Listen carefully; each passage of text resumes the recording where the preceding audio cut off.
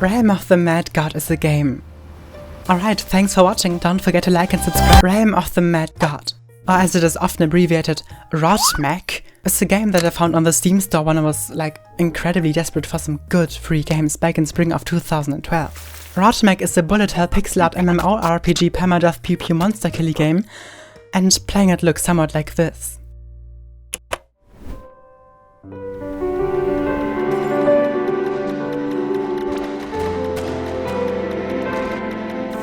You just run around one of the many worlds, fight against some bad creatures, collect items, absolutely annihilate these poor little slime blobs who've done nothing bad in their lives and didn't deserve all the horrors and pain you've brought upon them. Do some fun little quests to spice up things, or just, I don't know, chat with some other kind and lovely players who love doing the same repetitive tasks over and over again. You know, it's one of those games. Simple yet addictive. Very addictive. I assume you're probably not watching this video because you want to hear all my thoughts and weird experiences within these worlds. You most likely clicked on this video to see me create some new and juicy soundtracks for this wonky little game. But before we get to that, and yes, I promise I'll start talking about the new soundtrack any moment now, I would like to explain, or rather show you why exactly I think this game was in a colossal need for some good music.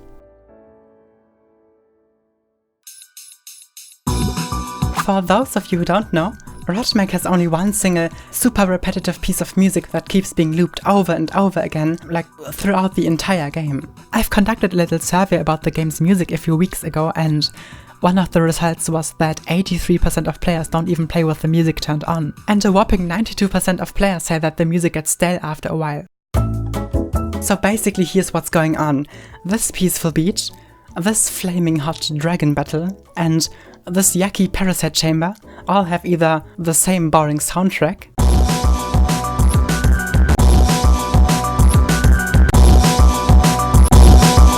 or like there's no music at all because a large percent of players don't even have music turned on in the first place. And I don't think I have to tell you that this is kind of bad. But the thing is, these thoughts aren't new or special in any way. A good majority of the player base has been begging DECA, that's the folks who are currently working on the game, to give us new music for basically ages. And I was obviously one of those people. I felt like the music was way too boring and nothing seemed to change. There were a few people who uploaded fan-made music once in a while, but the majority of it either sounded really cheap or completely unfitting. And thus, about 2 years ago, I decided to go ahead and create a few fan-made soundtracks of my own, which sounded cheap and unfitting. Lol. But at least I got a lot of feedback from many different players and churned out a few more tracks, until a really chunky number of players said that they would genuinely love to hear some of my music in the game. At that point I promptly went ahead and wrote an email to DECA in the hopes of getting in touch and possibly working on some sweet music for the game and all that. I could only imagine how awesome working on a gigantic project like this could be. All these thousands of players playing this game while listening to music I myself made. Oh man, I just couldn't wait to start working on this. But sadly they remained just as silent as the game itself, and I forgot about it, started working on some other things and just, moved on. But then, to my surprise, about 1 year later, I got this message from someone at DECA Game.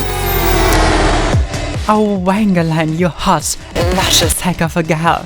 The entirety of DECA is drooling furiously at the thought of having you epic gamer goddess on our team.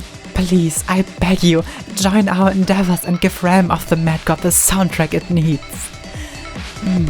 Okay, maybe the actual message looked more like this, but you know me, serious business stuff is boring and... Wait a second, what do they mean by we couldn't find your email? What do you mean? I obviously agreed to join, and very soon after, I started talking a bit to Fidelo from DECA Games on Discord. It started off with some basic chit-chat about my previous projects, what kind of music I usually make, what their general idea for music in the game is, and so on and so on.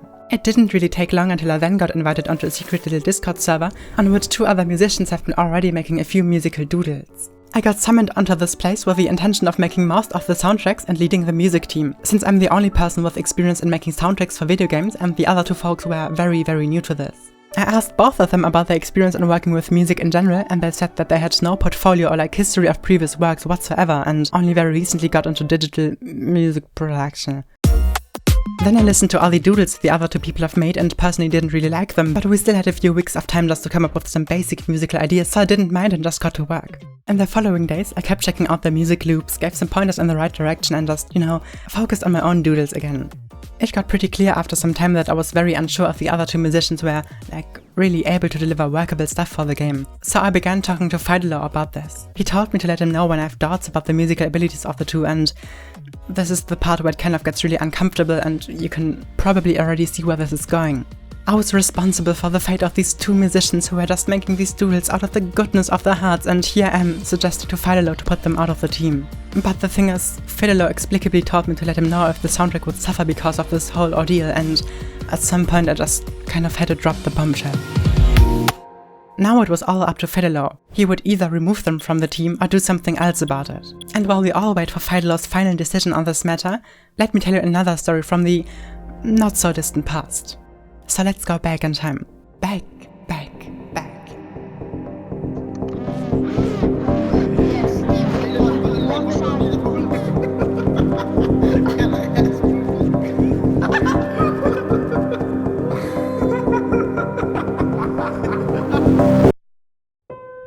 It was actually right around the time I started making my first few fan soundtracks when I realized that Realm of the Mad God had more than only one audio issue.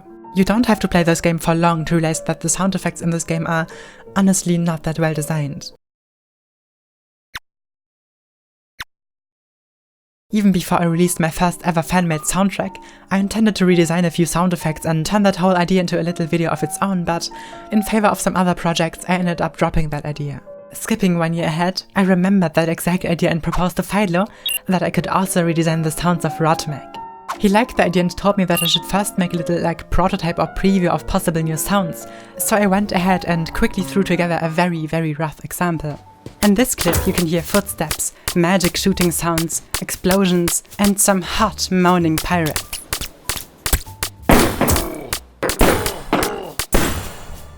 I showed this to Fidelor and he was actually quite impressed. He then showed my clip to the rest of Deca Games and apparently they liked it too, so there you go, new sound effects for Realm of the Mad God. Not long after that, I began planning the entire redesign of all sounds by making a huge table using Google Docs, which helped me keeping track of all the sounds as well as notes and comments from Deca Games and other players. So what's the first exciting thing you started working on? I hear you ask, and it might sound a bit far-fetched, but it was actually footsteps. I value details in sound design a lot, and the lack of footsteps in this game always kind of bugged me a bit. It's not in any way extremely important, but small details like this build up and really add to the atmosphere of a game. Oh, and footsteps also communicate to the player how fast they're going, so that's an added bonus, I guess. Anyway, since the game initially didn't have footsteps and this was one of the first editions I wanted to work on, I first had to find out what kind of footsteps the game even needed. I ran through the entire game with its dungeons, caves and exotic places, all while taking notes of the different types of floors in the process. I then had a pretty chunky list of floor types, with which I then could start recording all the sounds I needed. So I went outside, collected sand, rocks, grass and other things and brought it all into my room. I recorded a ton of footsteps, processed them a bit so they sound uniform and crisp, and then I had all these lovely, juicy, ear-massaging sounds. If you're wondering how on earth I made sounds like the exploding spell, I don't really have the time to explain all of this, but instead of doing that, let's just head back to Discord and see if we've got any new messages. Just as expected, the two other musicians have been removed from the team, but at the same time, we got approached by a different musician who made a short track to show off his skills a bit. Both Fidelor and I were quite happy with what he delivered, so he got invited onto the team right away. His name was Aiden Strozzi, or Spafe as his in-game name goes. I want to explicably make clear that I did not make the soundtrack all on my own. Ever since we've had Aiden on the team, we both have been working together on the soundtrack, with the two of us splitting up the workload mostly in half. Some tracks are entirely by him, some are entirely made by me, and some other tracks are the collective effort of both of us. If you want to know which track was made by whom, you can go onto the Bandcamp page and click on Info to find out more about the individual tracks or just leave a comment on this video. Okay, with that out of the way, let's talk about the soundtrack and how we're approaching this entire project.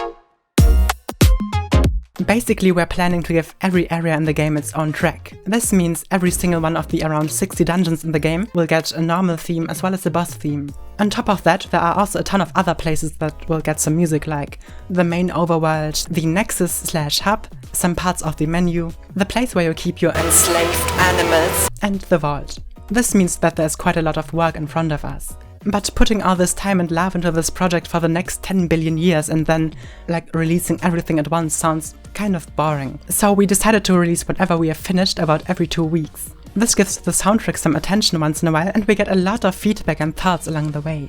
So at some point, we decided to go public with the first 6 tracks, and before that, I quickly made this artwork for the official soundtrack and set up the Bandcamp page and so on. At that point, everything was ready, and we released the tracks on the official Rime of the Mad God YouTube channel and on Bandcamp.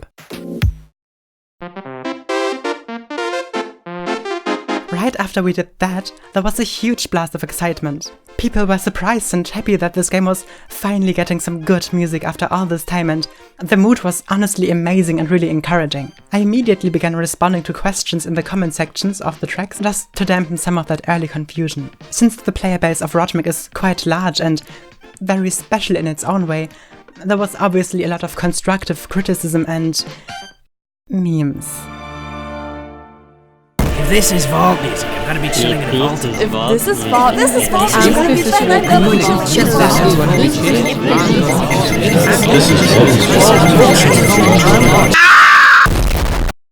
I wrote down most of the feedback, forwarded some of those to the team and went back to answering questions.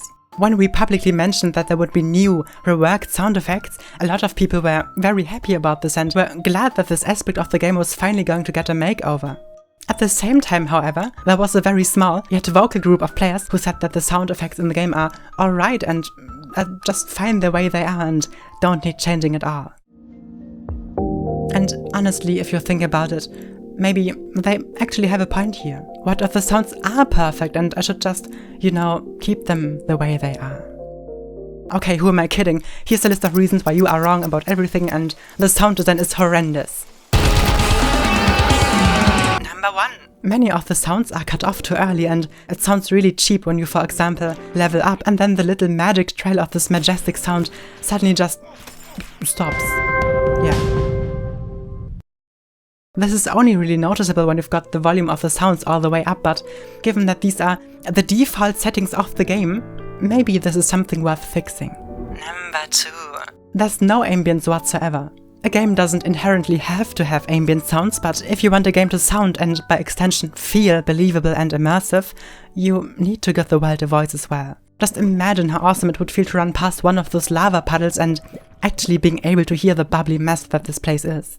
How about walking a bit on the beach and hearing all these clashing waves? I'd honestly love to get carried away by the inherent eroticism of the sea. Yeah.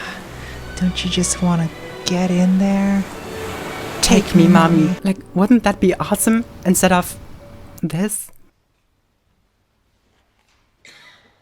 Number 3. The sounds are being used inconsistently and make absolutely no sense in many places. Okay, listen to this spider egg being cracked. Sounds like an egg, and eggs do that, yeah? And now listen to this massive metallic tower in this mad laboratory. What? You egg? Number 4. A lot of things don't actually make any sounds at all. It's a bit mentally disconnecting when you interact with all these different things in the game and for no apparent reason random things just don't have any sounds. For example, when I shoot this freaking weird tree thing, I want the tree to register that I just mangled the bloody thing. I want to hear the destructive force behind my toy dagger. On a more serious note, another example would be the character selection screen. I, as a player, expect from a game with well-done audio design to confirm actions using sounds. When I hover my mouse over these character slots, I want to hear something that tells me that the game registered this. When I open a portal in a very crowded area, it's quite hard to see this tiny text on all these players. So why won't the game just make a sound to confirm this? I know, these are tiny details, but letting the player know about these things through sounds is really helpful if you want a game to sound and feel responsive. And on top of all these issues I pointed out, there are countless other things I'd like to mention, but that would make this video very boring and even longer than it's supposed to be, so let's just get back to what I was talking about before this. A lot of players still have a lot of questions that haven't been really publicly addressed outside of some YouTube comments, so I'm going to answer some of the most frequent ones right now. Is the game going to sound like that sound design prototype you've made? This is definitely going to be a no. I initially thought that the preview sounded just fine and had no issues, but after some time I noticed that, for example, the magic shooting sounds are way too impulsive, harsh and would really hurt after long stretches of time. The comments on the video also really agreed with that point, so no, there's definitely going to be a lot of reworking in that area. Where can I buy the official soundtrack and how much does it cost? You can purchase the entire soundtrack on my Bandcamp page for currently only $7 US. Since we're still adding a bunch of tracks, those will be added to the Bandcamp page as well, and all people who've already bought the soundtrack will automatically get the new ones added to the library at no additional cost. Will players be able to switch back to the old sounds and music if they dislike what's new? Even though I spoke out against the old sounds a lot in this video and I have a lot of things to critique about them, some people still want to stick to the old ones, of course. Maybe you just like them more because you're familiar with them. Maybe it's a nostalgic part of the game that you would miss. Maybe something else. Like, heck, maybe there's no reason at all and you just prefer the simple and shoddy feel of it. And that's valid and totally okay. I can't absolutely guarantee this, but it's very likely that this classic sound or classic music option is going to be a feature once the remastered version is out. Oh, speaking of the remastered version, for those of you who don't know, this game has been slowly breaking apart on the faulty programming language that is Flash. It's getting a complete remake of the game at some point in the near future, and only then will the soundtrack be officially in the game. And now, if you want to support our soundtrack work because Decca doesn't pay us, you can hop over to Bandcamp and buy the soundtrack. If you want to support me for making these videos, you can become a patron and pledge a few bucks a month if you want. I'd now like to thank all my current patrons for supporting my work and, I don't know, keeping me alive. Which are Robin, Tobin, That's My Jam, Scotterdev, Fen Carter, Great, Zach LM, Christy Kimori, Captain Babs, Anna Koick, Chant Magic, Saibay, Sora, Mikkel Ormstrup, Windew, Jonas M and Benjamin Burns. So huge thanks to all of you, and I hope you enjoyed this epic video which took me a whole month to make. Yeah, I hope you enjoyed it and bye!